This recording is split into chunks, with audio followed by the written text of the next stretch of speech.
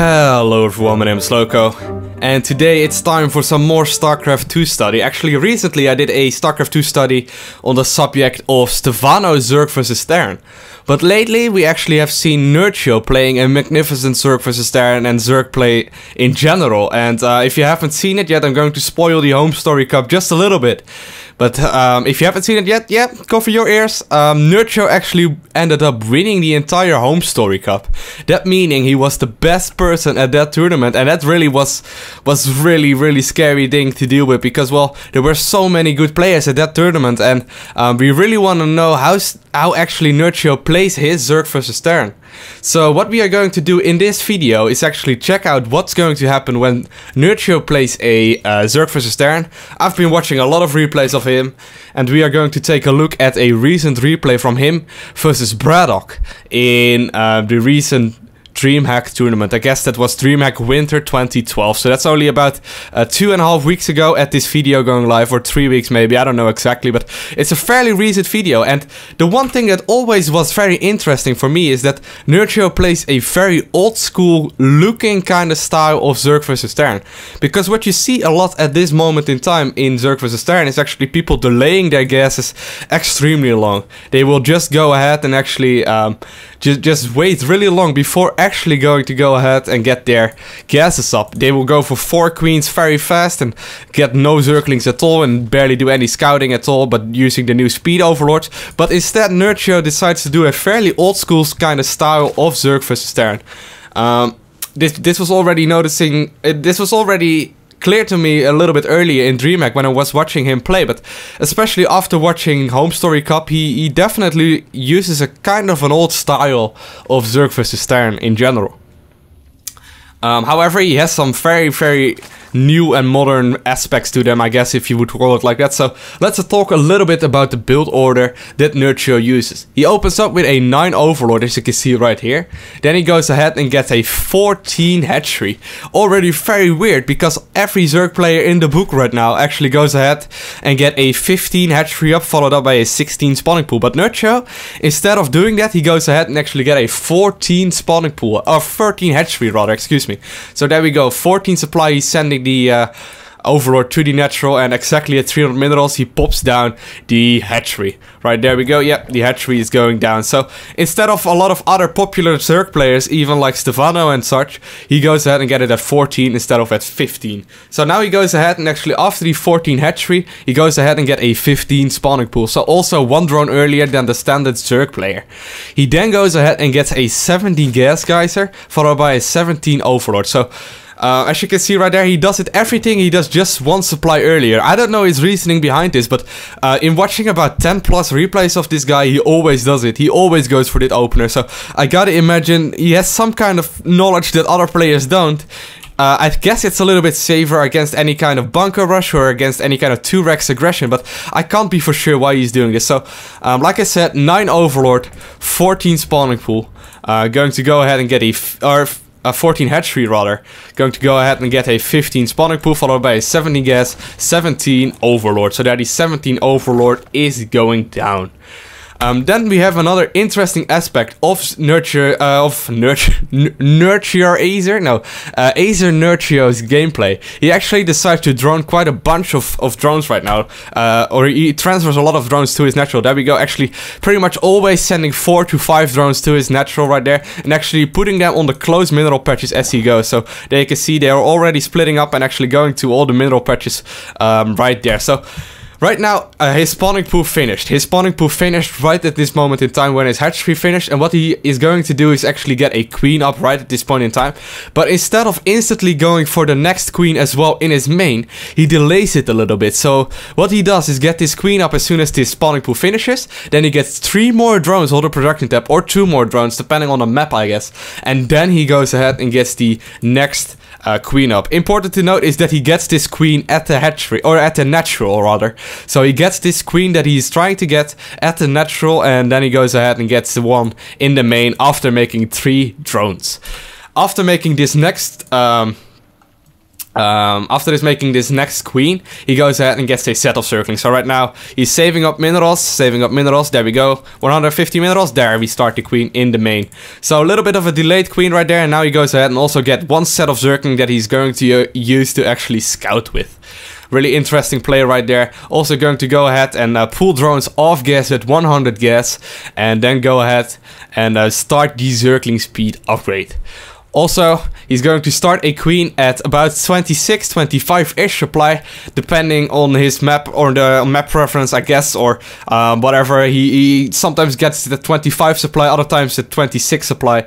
But yeah, that's just personal preference, I guess.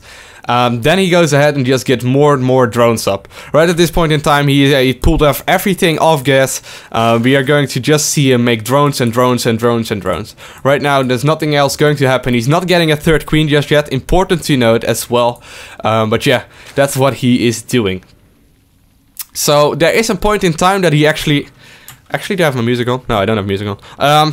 There's actually a point in time that he decides to go ahead and get a third queen up. And the point that this is going to happen is as soon as this first inject pops off. Right now, actually, a little bit before it, but there we go. The first inject pops off. Normally, this would be a really weird time, because think of it.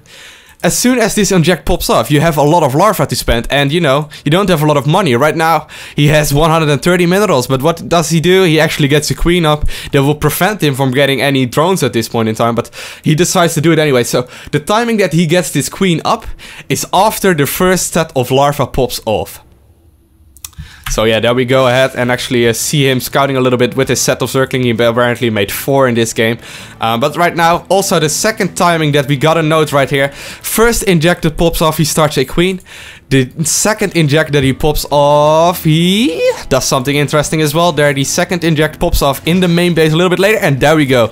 As soon as the second inject pops off, he puts the drones back into gas in his main gas geyser.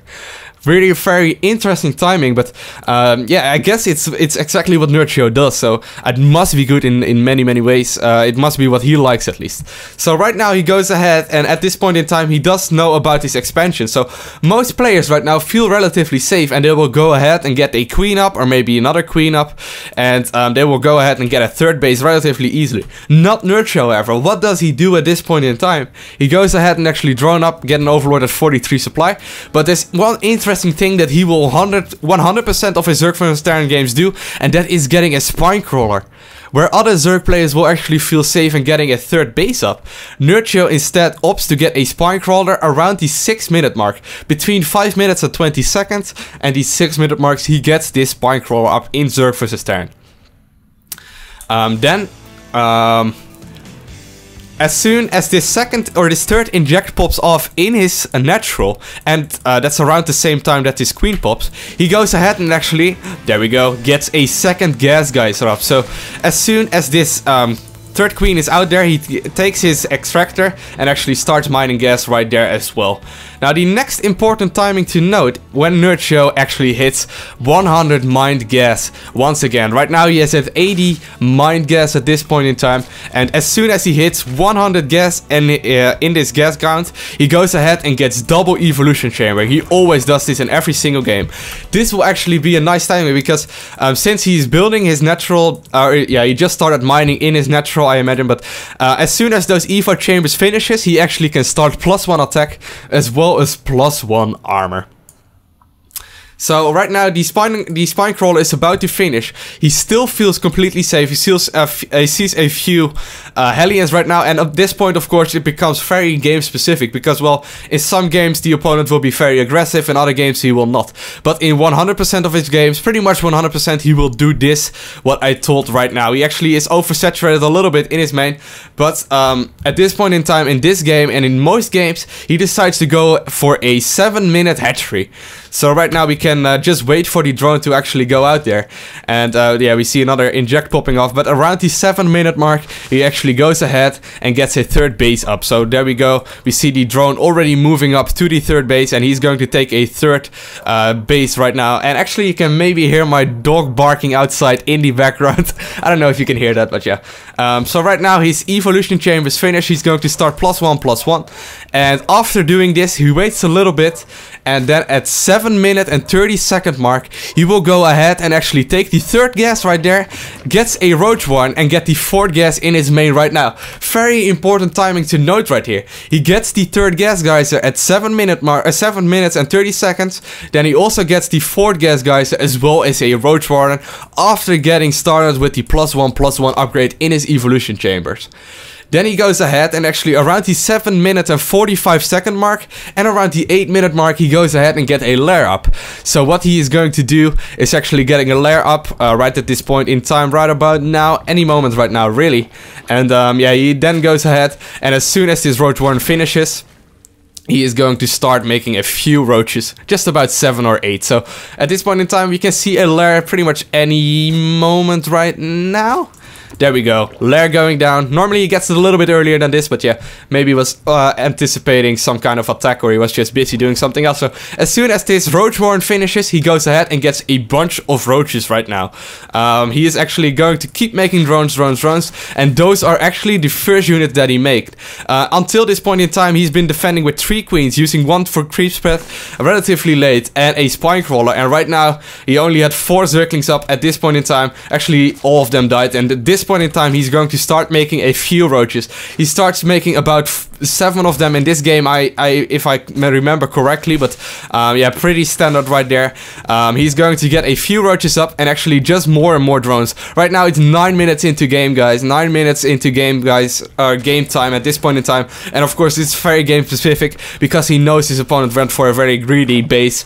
But yeah, you gotta keep in mind, in other games you might not be able to do this, but since he saw an expo relatively early, he goes ahead and actually gets the 3rd base going, as well as getting the gas guys relatively early in his 3rd base. So right now his lair is finished, and what is he going to go ahead? What is he going to do with this lair? Well, he takes his lair and he goes ahead and gets a infestation pit, as well as starting the Glio reconstitution, as well as starting +2/+2 on his evolution chamber as soon as he realizes it, or as soon as he can. So right there we can actually see what he is going to be doing. He gets the +2 attack right now, and there we go, the +2 armor.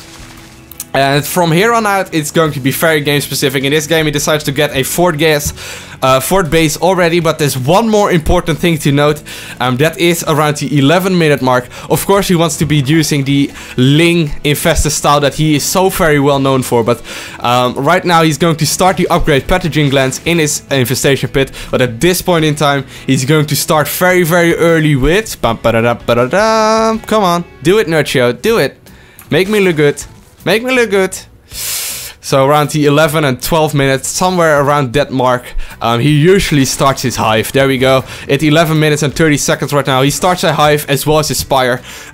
He does this in pretty much every single game of Zerg vs Terran that he plays. So yeah, right now it goes to be incredibly roach specific, or game specific, roach specific really, game specific, but at this point in time he does this kind of stuff. So let's actually go back and respawn and look at this game once more in actually, let's put it at ×4 speed. So there we go. Nerchio is going to go ahead and wants to go ahead and get some really good upgrades on his Zerg units. But he goes ahead and actually opens up very, very standard in Zerg vs Terran, or very, very old school, I should say, with some modern twist.